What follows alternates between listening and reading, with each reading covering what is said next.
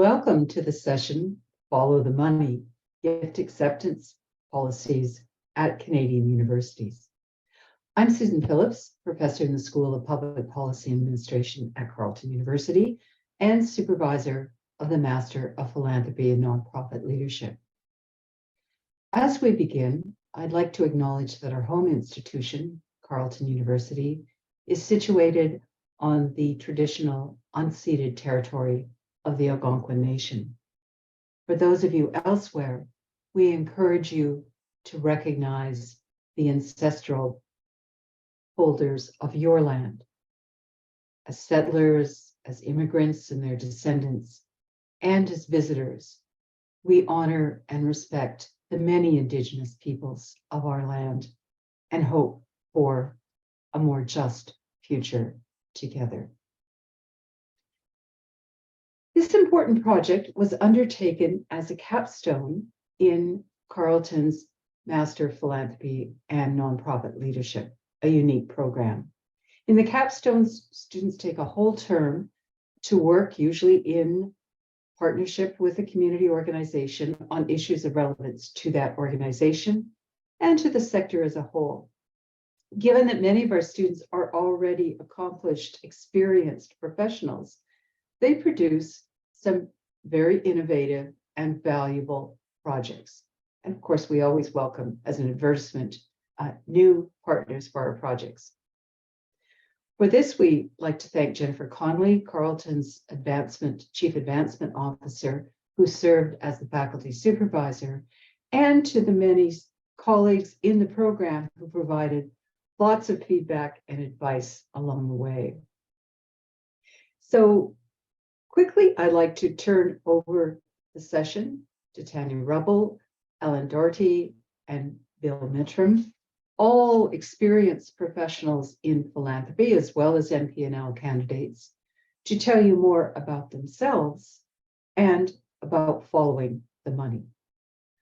I'll note that if you have questions, please put them in the Q&A and we'll ask them at the end of the session.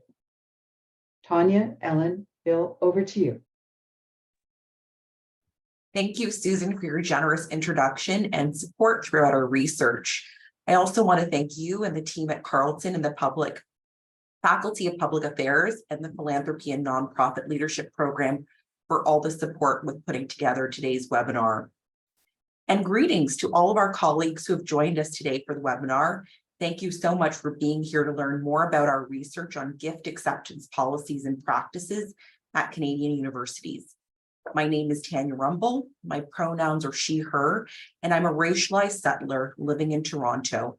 I gratefully acknowledge the Anishinaabe, Mississaugas, and Haudenosaunee nations whose traditional territory I am a settler and responsible steward of. I've been a professional fundraiser for about a dozen years, and I'm currently the Executive Director of Development for the Faculty of Arts and Yellowhead Institute at Toronto Metropolitan University. I'm passionate about fundraising, but more specifically, inclusive fundraising and how philanthropy as a practice can leverage money and power to address systemic oppression. And for many years, I've been preoccupied with the concept of clean money, the often extractive nature of philanthropy, and how much gift washing was taking place in the sector.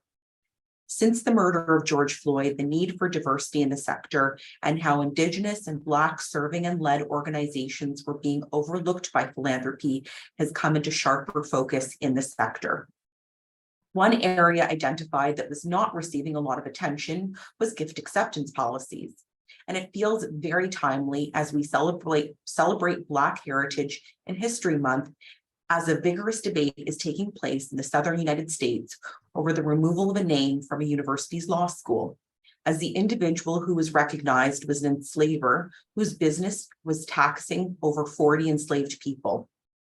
His family decries this move, citing the university as cave to woke activists. I'm hopeful our research can help address this dearth of research in this area and support fundraisers in universities and non-university settings in Canada and well beyond to consider the value and utility of their gift acceptance policies. I'll now turn it over to my colleague Ellen to introduce herself. Thanks so much, Tanya. My name is Ellen Doty. My pronouns are she, her. I just wanted to start by saying what an honor and a pleasure it has been to work with both Tanya and Bill on this project. I've learned a lot through conducting this research, but I've also learned a lot from the two of you as colleagues. So I'm really grateful for that. I'm the Assistant Dean Development in the Faculty of Law at the University of Alberta. And like Tanya, I've been working in university fundraising for a number of years now. As a settler, I have been on a path of reconciliation, both personally and in my work in the charitable sector. So when Tanya suggested this topic, it really spoke to me. And with that, I will pass it over to Bill to introduce himself as well. Tanse, my name is Bill Mintram, and I'm joining you today from Treaty 6 territory and homeland of the Métis. I'm Métis with roots in the Red River Métis communities, as well as in Batoche and Saskatchewan. I'm originally from Saskatchewan. I'm an MPNL student at Carleton, and professionally I work as Director of Indigenous and Northern Relations with the Rita Hall Foundation. And so with that, we are going to go to the next slide. And for today, we will be going over a little bit of introduction, setting the context, methodology, findings, recommendations, research, then some thought-provoking questions. And after that, we will be giving an opportunity, if you, those listening to this webinar, have questions, followed by our closing. So with that, next slide.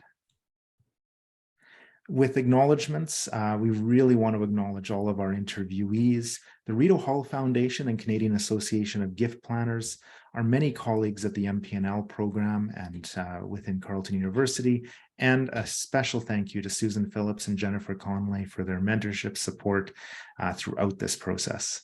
Next slide. So you may ask, what is a gift? And so in understanding what is a gift, I'm going to read CRA's definition.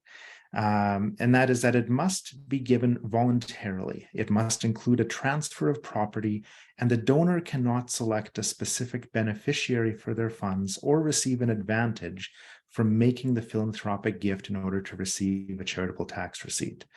Now, for the purposes of this research project, we really focused then on philanthropic donations, while still acknowledging that post-secondary institutions and charitable organizations receive numerous other sources of revenue, such as event sponsorship, government grants, research, sponsorship, and other means.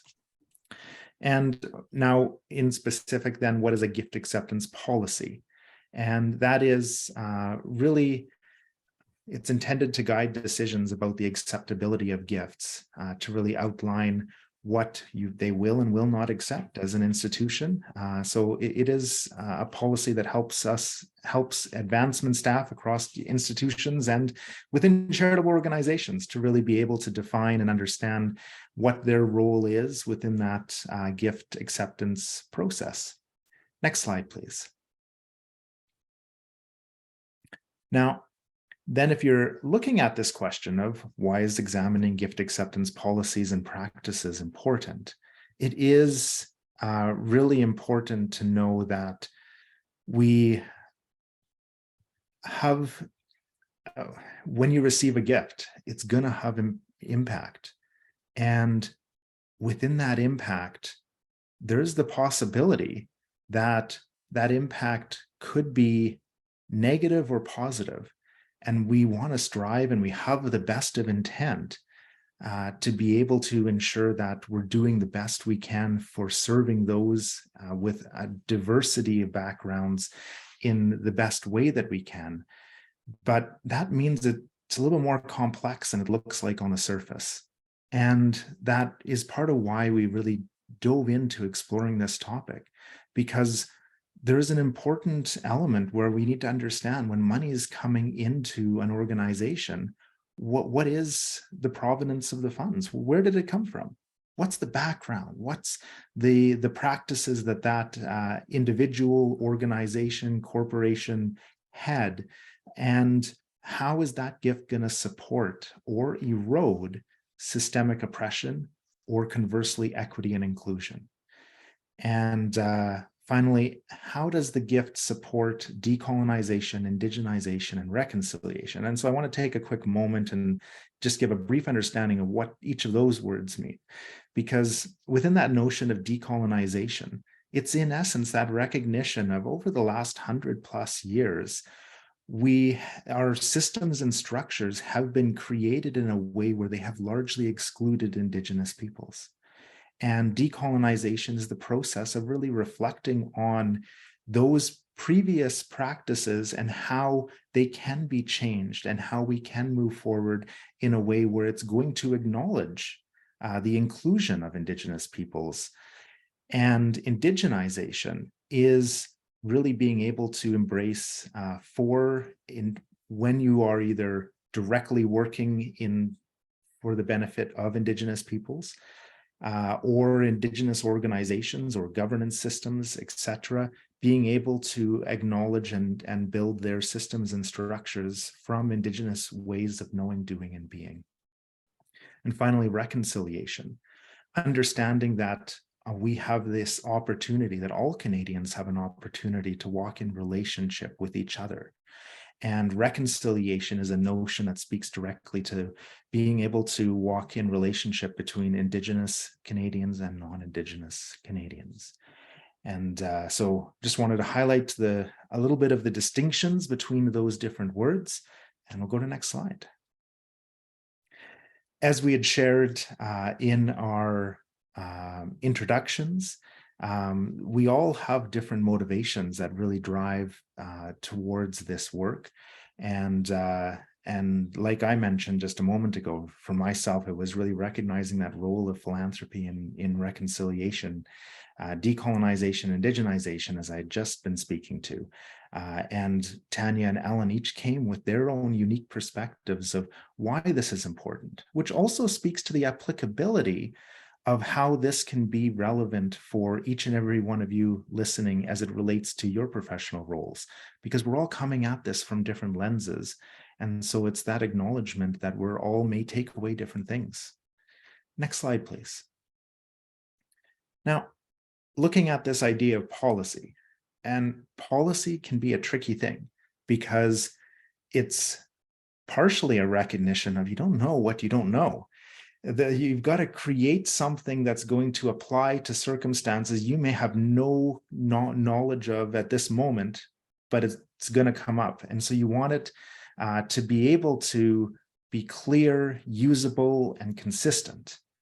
And so at the base level, the definition provided here is to define boundaries for the behavior of individuals, business processes, relationships, and systems. Next slide, please. Now, setting the context.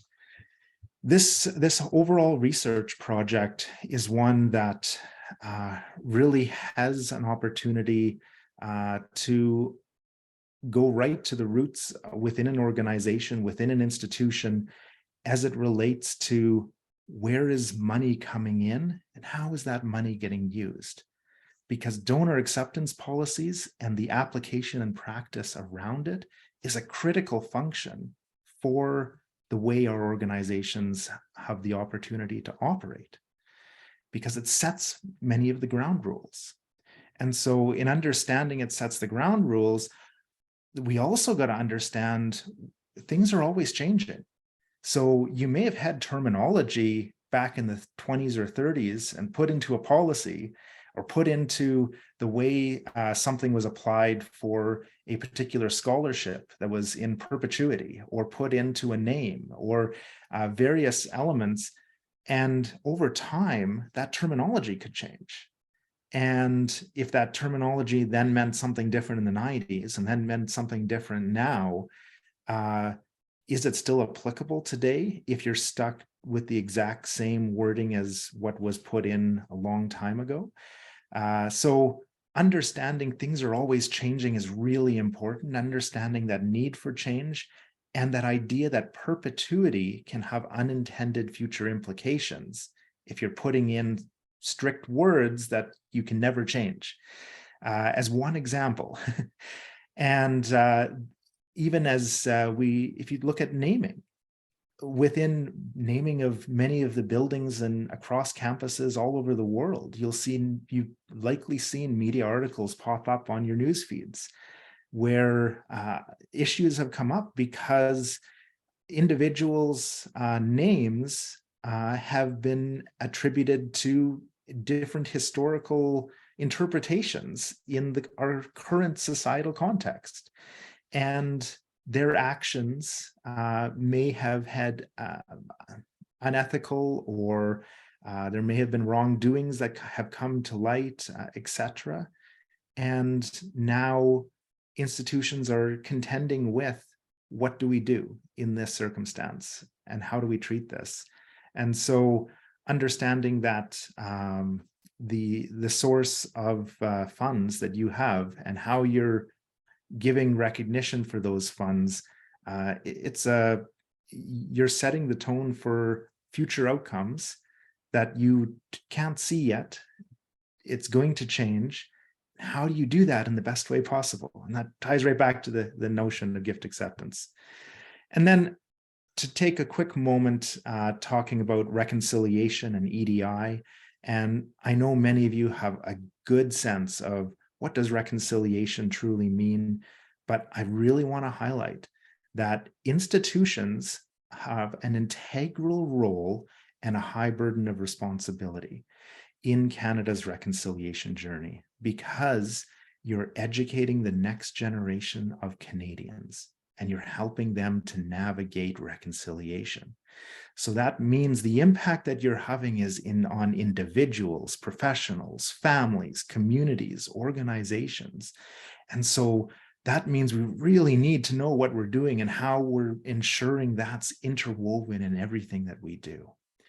And so that has a direct link to philanthropy. It has a direct link to the donor acceptance practices and processes. And equitably, if you're going to include EDI principles and practices, it has a direct link, because it takes time for change to happen. We have a good idea of a vision of where we should be, and we're taking steps to get there. But unless we're all actively taking steps throughout all of our different roles, including donor acceptance and our philanthropic-based practices, that a simple policy or something that we've got as kind of, we've got our statements that we're ready to say as a reactionary if somebody asks us about this, that we are championing it and not simply just relying on what a policy statement says. And because a policy is not going to change things. But if we're willing to be out there and be champions for reconciliation, champions for EDI, that it sets those precedents. And in conclusion, in setting this context, I do want to just share one quote from one of our interviewees, which they had said, "It's important to differentiate between EDI and rights and needs of Indigenous peoples. They are not another equity-seeking group, and self-determination is not the same as equity or inclusion." So I wanted to follow up with that just to really highlight that it's not about a whole bunch of priorities. It says each one holds unique elements that are really critical and important in their own ways. And acknowledging and understanding each of those will help you in your roles as it may relate to working with donors, gift acceptance, and all of those processes. So with that, I will pass it over and move to next slide, and Tanya will take it from here. Thank you. Thank you, Bill, for contextualizing this work in such a good way. Now contextualizing a little bit more internally within the sector, as many will know, there's been increasing calls from across our sector to professional associations to support not only donor rights, but fundraiser rights as well, particularly fundraisers that are racialized, Indigenous, or otherwise holding marginalized intersectional identities. And there's also been a lot of talk about the uncomfortable power dynamics between largely white, largely male philanthropy bases and female fundraisers, specifically those of color. And so there's movements like Charities So White, and they're working to shed light on racism that exists within this sector and the fact that there is a strong lack of diversity. However, across fundraisers, leadership, as well as donor bases. And many have voiced their concerns over whether or not gifts are truly a benefit to the beneficiaries or more so to the benefit of the donor. And so how much conversation should we be having about donor behavior and donor centricity as we contemplate best practices within this sector? And so I think this is really important context as we examine gift acceptance policies and practices for publicly funded universities in Canada, and more broadly looking at organizations across the charitable sector in Canada and well beyond. Next slide, please. So let's get into the meat of our study, and I want to talk a little bit about our research question. So across 29 interviews with 38 individuals, we were able to cover 93% of the English medical doctoral universities in the country. We also included a few non-medical doctoral institutions that had significant Indigenous programs and services. We also interviewed a select number of fundraising thought leaders, and these individuals were included to gather information about the broader impacts of gift acceptance policies within the charitable sector. The question our research aimed to answer was, how adequately do gift acceptance policies account for the nuanced, ethical, reconciliation, and EDI considerations that many public universities are faced with when working with donors or potential donors? And so in answering this question, we had the following objectives. We wanted to gather some information about existing gift acceptance policies at English medical doctoral universities in the country so we could better understand how institutions are currently approaching challenges that arise related to EDI and reconciliation in deciding whether to accept or not to accept a gift. We wanted to determine if policies and practices are truly congruent. We also wanted to identify the current gaps that exist in gift acceptance policies in terms of implementing a gift acceptance policy that aligns with an organization's mission and values and their goals of fostering a more diverse, equitable, and inclusive environment, both internally and externally. And finally, through interviews with advancement staff and industry leaders, we wanted to gather information that could actually inform guidelines for organizations that are in the process of updating or creating a gift acceptance policy in alignment with their mission and their values, while also giving consideration to EDI and reconciliation. Next slide, please. So we grouped our findings under three main thematic areas. The first being fundraising principles and practices, the second being EDI, reconciliation, and ethics, and the third being structural and technical considerations of the policy. These three areas actually corresponded to what emerged in the interviews as themes, and unsurprisingly, there was alignment with our research focus being on EDI, reconciliation, and ethics. Next slide, please. Our semi-structured interview format actually provided a really rich environment to glean insights related to our research question, as well as a number of unexpected insights on gift acceptance policies and practices specifically, but also fundraising and philanthropy writ large. And here are two really poignant quotes from our interviews. If today's philanthropists are going to be judged harshly from the vantage of tomorrow's values, then absent the ability to predict the future, there's literally no amount of due diligence that can ever eliminate the future reputational risks inherent in a naming privilege. And the second quote there is, how do you strike a balance between a policy being broad enough to be applicable to the diversity of scenarios that present themselves in advancement at the university, including new payment vehicles that emerge like Bitcoin, but specific enough to make it clear which gifts can be declined and for what reasons, so that we can defend our decisions with donors and other internal partners. Next slide, please.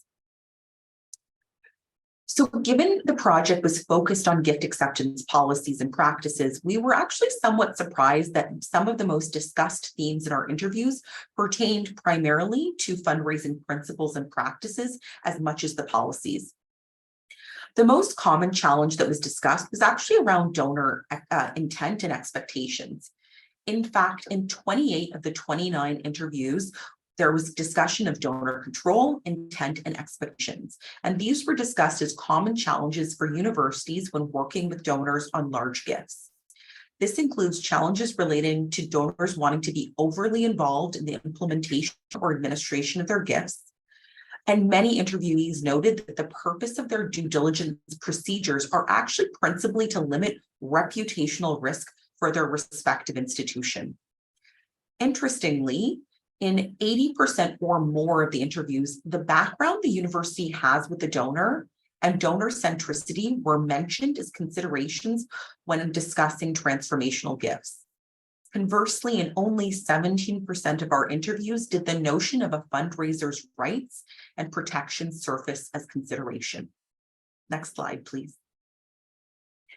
Notably, the most cited topics in the interviews fell under fundraising principles and practices, whereas the least cited topics, unfortunately, fell under the thematic area of EDI, reconciliation, and ethics.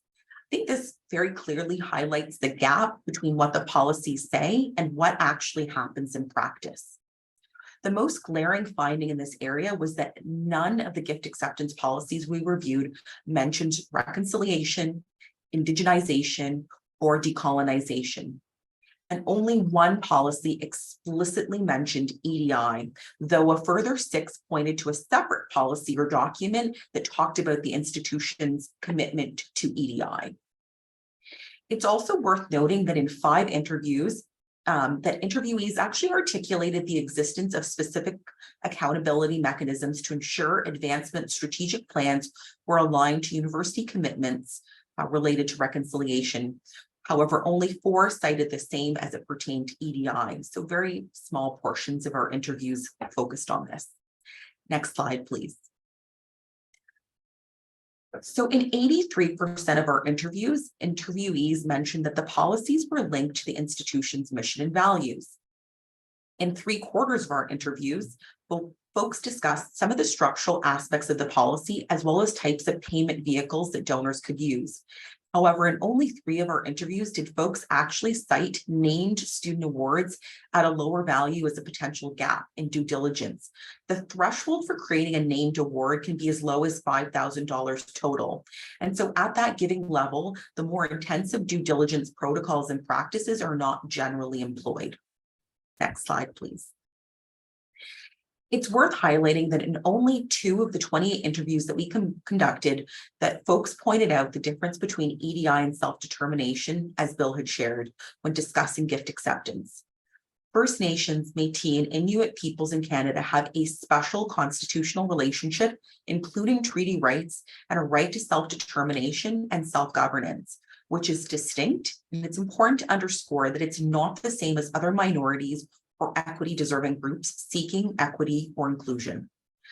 I'm now going to turn it over to Ellen to share our recommendations.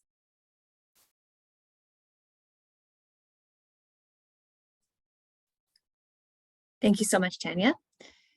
So let's begin with what we would recommend for the short term. First of all, we recommend that folks clearly state what your organizational mission and values are in the gift acceptance policy. Many institutions or organizations reference their mission and values in the policy, for example, by saying that any gifts need to align with their mission and values, but did not define or link to what those mission and values actually are.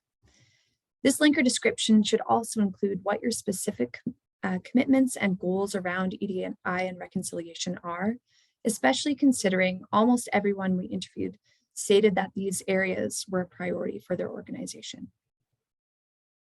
Second, take time to educate your donors. Be clear and transparent with donors about the need for arm's length distance from the implementation of their gifts and why it wouldn't be considered a gift otherwise. Educate donors about why their definitions of success may not align with those with other worldviews and the importance of upholding these different perspectives, especially when working with Indigenous or other historically marginalized communities. Third, there is a need for more training for advancement staff, leadership, and academic or program leads on the gift acceptance policies and practices. So this includes initial onboarding and training, as well as ongoing training. 4, we also recommend taking a preventative approach when possible, including units or faculties creating guiding documents on the types of donors or partners they are comfortable approaching based on their values and priorities. Though all units or faculties will be under the umbrella of one overarching policy, we must recognize the diverse values that exist across university campuses or in large organizations, and that different groups may want to take different approaches, or that approaches could change with changes in leadership. Even if this means simply choosing to avoid soliciting certain donors if they do not align with that unit's values. 5, establish a committee or working group that can consult on complex gifts early on to prevent issues from arising. 6, flag donors and alumni as they are being entered into the system to indicate any caution or to identify those that should not be solicited. This includes conducting regular reviews of donors, even those that are well known to the institution, to ensure the situation has not changed.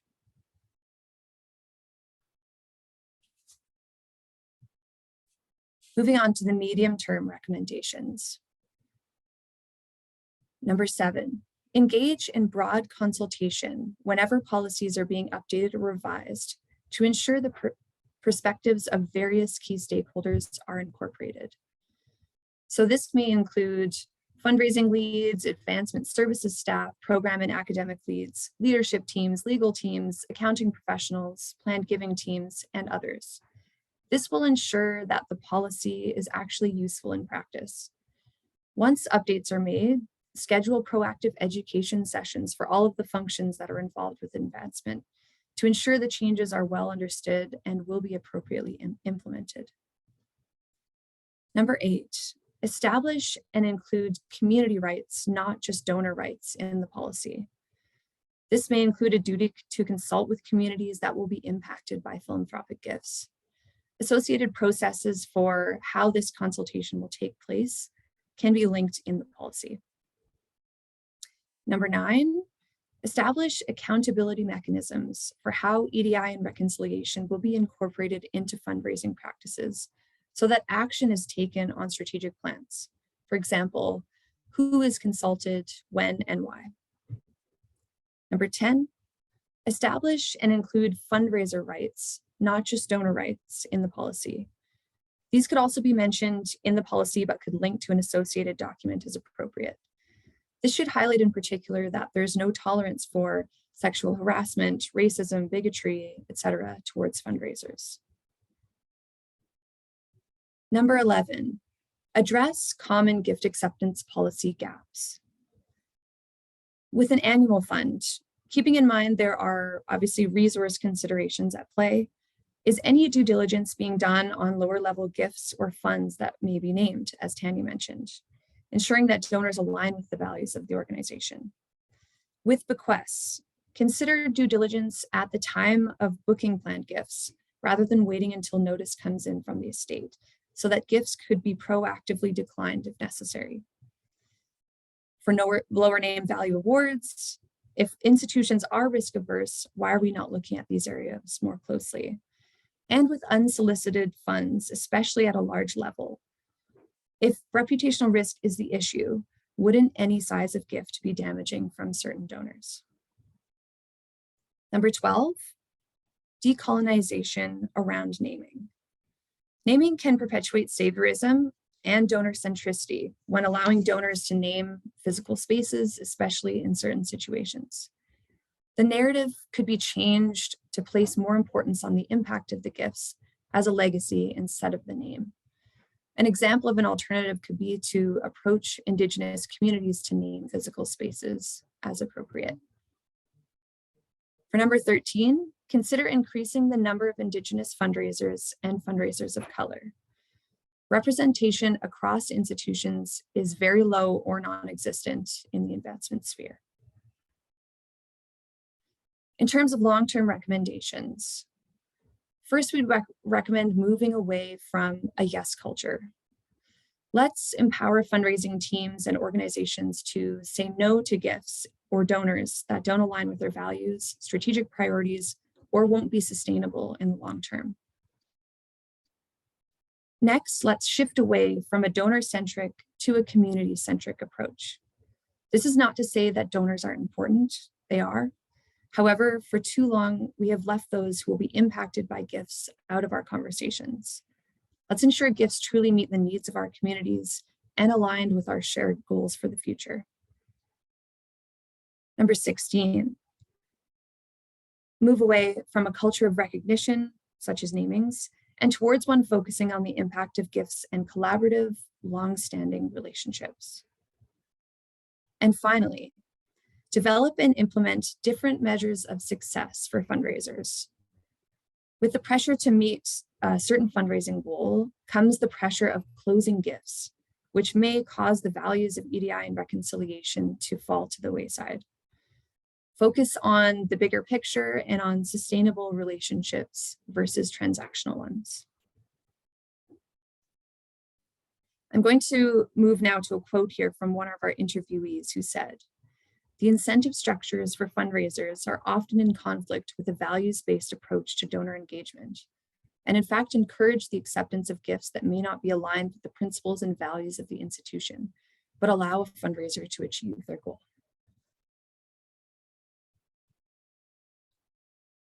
There were a lot of interesting and thought-provoking questions that arose during the course of this research, and we wanted to take a moment just to share a few of those with you. Should perpetuity exist in the charitable context? With the question of money and ethics, do you consider who the donor is, how they acquired their funds, how they have invested their money, and the actual payment vehicle? Where do you draw the line in terms of what aligns with your organization's values? How do you distinguish between changes in lexicon that naturally happen over the years versus truly harmful behavior or actions causing harm by a donor? Are people redeemable? Is your sense of familiarity with alumni or donors a large factor in influencing how you handle their indiscretions or behavior that is in conflict with your organization's values? A lot of good questions there to think about.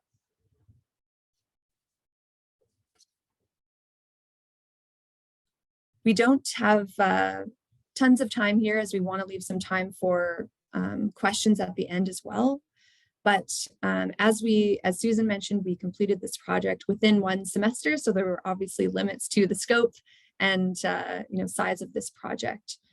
So you can read more about our limitations and our areas that we suggest for further research in the report that I will talk about in just a moment here.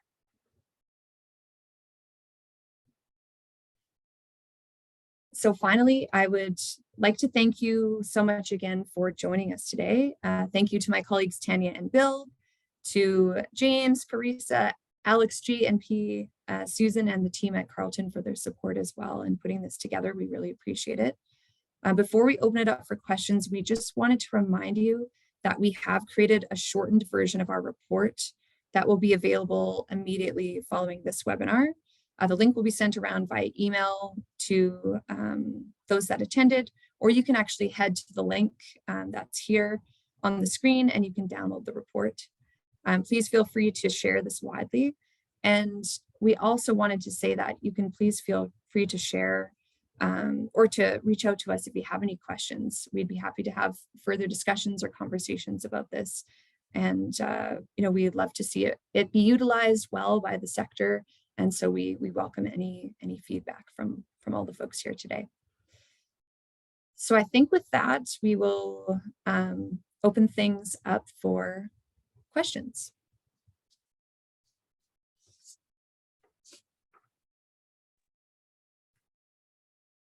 While you're thinking of questions there, our team has been monitoring what's in the question line so far. So I will ask them to post some of those.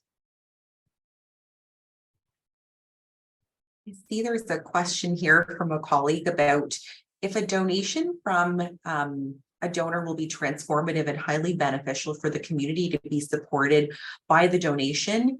Does the provenance of the donation, if it's questionable or even offensive, do you accept the gift? I'm happy to provide my interpretation and then turn it to my colleagues to weigh in. I think that this is actually very much an institutional question. And I think it's based on your values and your values related to EDI, anti-oppression, and anti-racism. And so it's hard to provide one answer to that question. It's a philosophical one, but I think it should be guided by the values of each individual institution. Maybe I'll turn it over to Bill, is nodding intently, so I want to give space for Bill to share.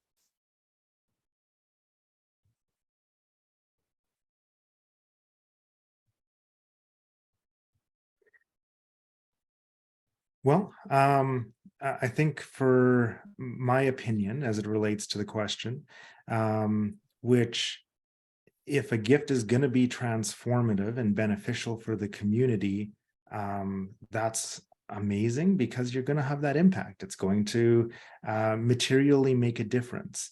But at the same time, if it's going to make a difference, and we're looking at a variety of lenses of how people are going to interpret that, if the source of those funds is one where there is high risk and where there could be connection to something that's maybe in direct contrast to that impact that's being had,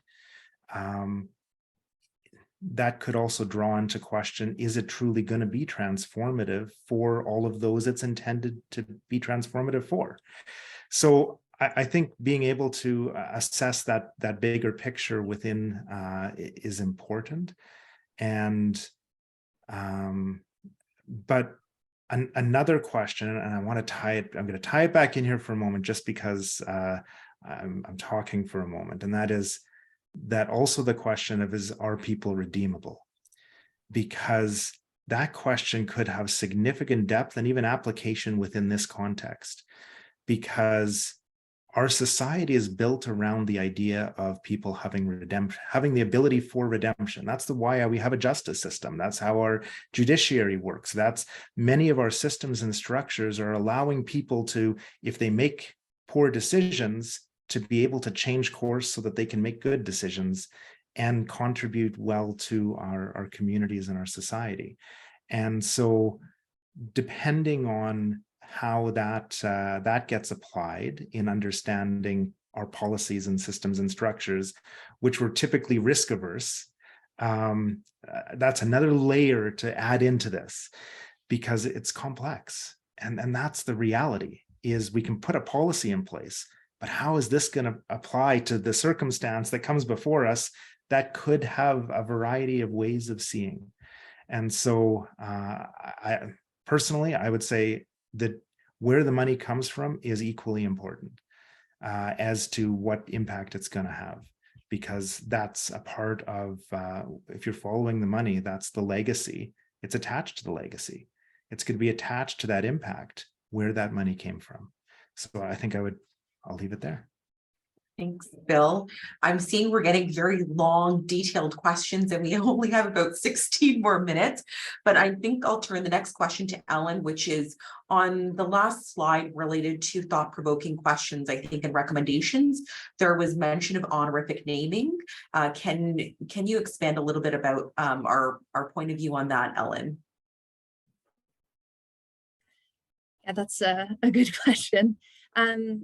That's an area that we've identified that we'd love to see more research. There wasn't really much that we could find on that, besides it being something that, so for those that aren't familiar, an honorific naming would be something where you're honoring someone and potentially naming a space or something after them, but it's not necessarily recognition as a result of a gift. So it would be, sometimes we have these historical buildings, the person who started a certain faculty, maybe the library is named after them, as an example. But we're now seeing a lot of those namings come to the surface as being problematic, as folks being, involved in residential schools and being part of colonialism and a lot of other issues. So I think that is making people rethink the idea of honorific namings, and that's part of the whole discussion, is do those make sense? And how carefully are we thinking about, putting a name on a building and then knowing that it could be there 100 years later, 200 years later, and the impact that could have on communities and people seeing that name and knowing its association with problematic things. So I think potentially from our perspective, and I don't want to speak for my colleagues because they can comment as well, but should honorific namings or namings like that in general even continue to exist, considering all of the changes that are being made now? And should we entirely shift our focus from it being about recognition of a name versus just being about the beneficiaries and the communities that are receiving support from these gifts? I think maybe I'll add to that and then answer the next question, and then the next one will be for Bill, because I think we also need to think about how namings can sometimes replicate and in fact create saviorism and actually promote or cultivate structural inequities by having spaces that are intended for particular groups of communities being named after folks who have structurally disadvantaged those same communities. I think there was a question here about increasing diversity of fundraising staff, and any thoughts on expanding that to fundraising management and leadership. And absolutely, I think that was just the word count limitation of what we were speaking to, but we absolutely intended for that to be expanded, importantly, to fundraising management and leadership. Maybe I'll ask this next question to Bill. I think the issue of recognition is key and an emerging area of change and reform. Did we find any best practices or have any thoughts on this particular topic? Well, we did have a couple examples that we had put forward within our overall research findings as it relates to naming and alternatives for that. One of them would be within a process of decolonization for an institution, the opportunity for Indigenous namings to take place. And so recognition with a donor that the legacy of their impact, the role they're playing is very significant, and they could play a role in reconciliation and decolonization and those as well, that will be able to amplify that opportunity for inclusion, that opportunity for making progress on those areas, and being able to allow, for example, Indigenous communities to be able to have a voice in putting forward a name for what a place could be that will hold significance to the territory and the role that that institution plays within their communities, as one example of a way of looking at an alternative view of naming, but still potentially being tied to what a donor has the opportunity to provide direct impact and be attributed towards, just maybe not their name, but another name that really pushes forward and advances a variety of important areas for the institution. So that's one example as an answer for that. Thanks, Bill. I'm going to quickly answer one question that someone had around services that help determine the provenance of funds or backgrounds and reputations of donors that can help identify with some of these types of considerations beyond basic prospect research. So unfortunately, we haven't identified any particular services that do that work. Our research did not delve into that level of detail in terms of changing paradigms in prospect research, although I think, again, it's an area for further study. So I'm sorry, we don't have a more definitive answer for you on that one. And I see another question that I'll start and then turn over to my colleague, Ellen. How do you think this work at universities is different if different departments have different tolerances for gifts, and would this cause conflict? Should it be done at the university level for all departments? So I think I would say that this is already happening. So it may not be happening at the policy level, but on a practical level, institutions that are as large as some of the universities in Canada have many different cultures. They're quite large places. And so from faculty to unit, there may be very different cultures and practices of gift acceptance that's already taking place.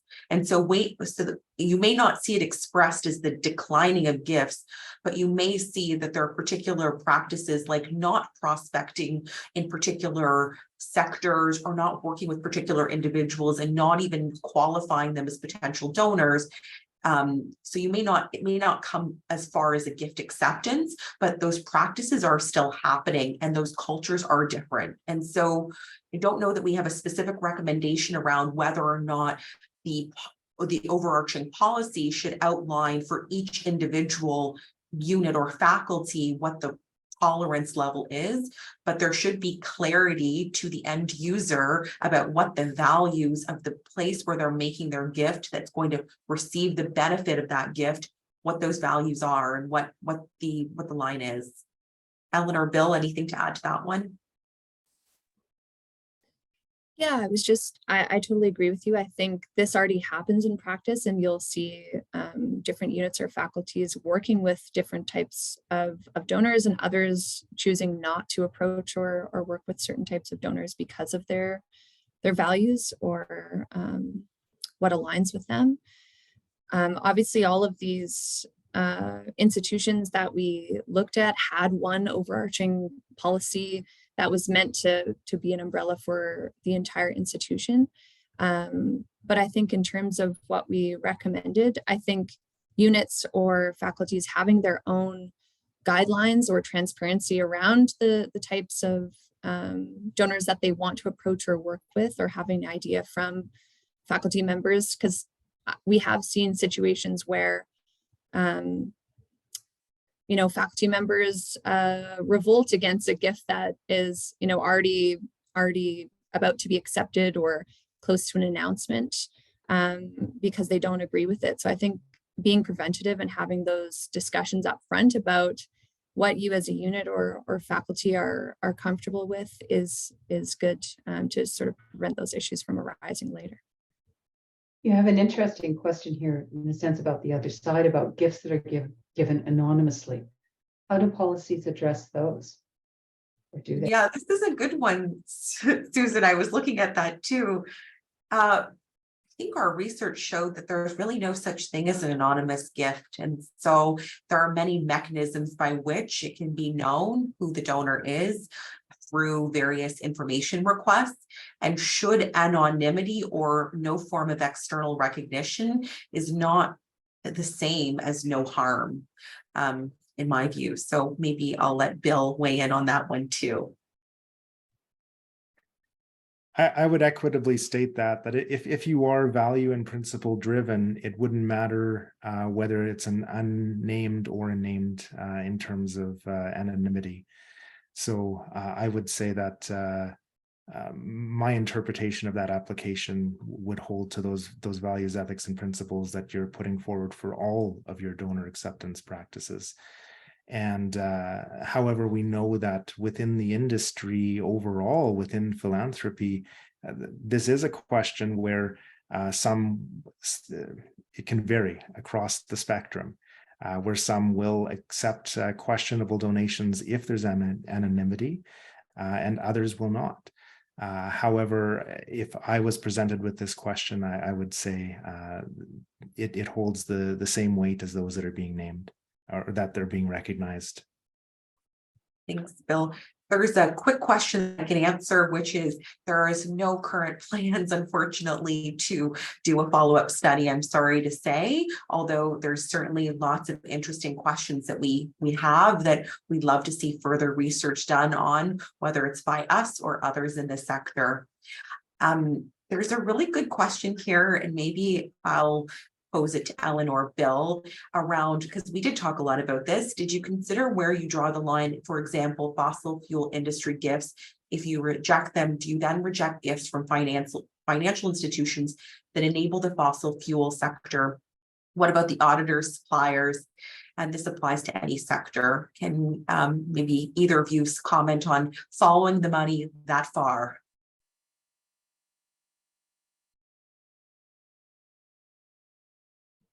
Do you want to go, Bill? Do you want me to? Yeah, go ahead, Bill. Well, I think I would give some context to this by saying it's not always straightforward, and you don't always have a clear line of sight for where money is coming from. And even when we asked the question within our interviews and follow-up question around the idea of if you won't accept money from a corporation, but if a major shareholder were to provide that same donation under their individual name, would it be accepted? And predominantly the answer was, well, yeah, that would definitely be accepted. That's not holding the same, the source of those funds aren't the same as if it was coming directly from the corporation. And so that raises into question exactly what this is asking, where money is attached to something that is maybe deemed as controversial, harmful, holds something that maybe could be working against what the institution is trying to strive towards, that I think you need to have that open and honest consideration. And I can't give you a definition to say yes or no on whether the financial connection or any of the other connections that may be there. I think it comes back down to your values, principles, and desired impact, and what you understand the connection of that money to have. Thanks so much, Bill. I'll maybe just add to that a little bit to say, I think it's up to the organization to decide, I guess, what level of scrutiny and how deep you follow the money and what the provenance is and how you would consider if that aligns with your values or not. I will say that some of the folks that we interviewed have taken the approach to see how corporations or individuals are coming to the table if they're really genuinely interested in upholding the values of reconciliation and EDI and ethics in their work, if they're putting their money where their mouth is with their own companies and have diversified their board and they're providing supports and diversifying their workforce and doing a lot of work themselves on that.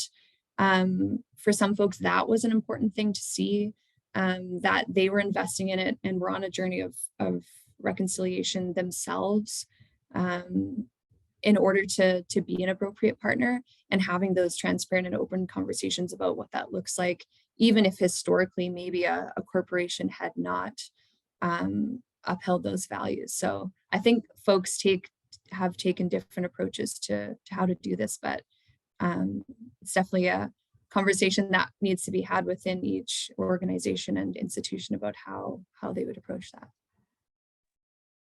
We have a question here too about separating the name from the gift.